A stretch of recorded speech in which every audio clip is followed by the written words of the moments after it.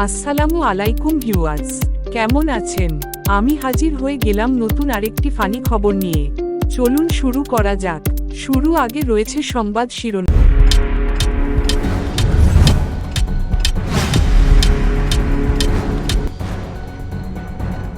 মুরগি যখন পুলিশের ভূমিকায়, গরুর খামারে টিভি, খাবারের বিলের সঙ্গে হাসি ফ্রি, চোর যখন কাজের প্রয়োজনে আসে।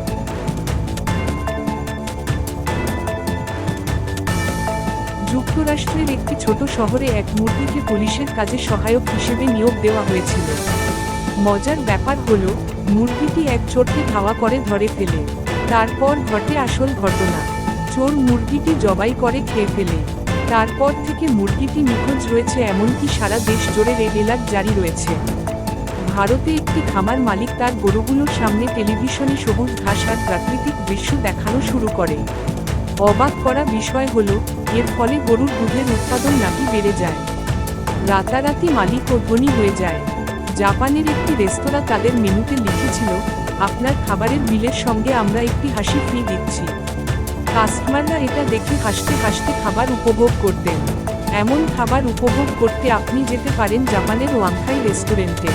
এক লোক একদিন পুলিশের কাছে এসে বলল, স্যার, আমার চোর দরকার। পুলিশ অবাক হয়ে বলল, চোর কেন দরকার? লোকটি উত্তর দিল, আমার বাসার তালা নষ্ট হয়ে গেছে, চাবি ভেতরে আটকে গেছে, চোরই তো তালা খুলতে পারে।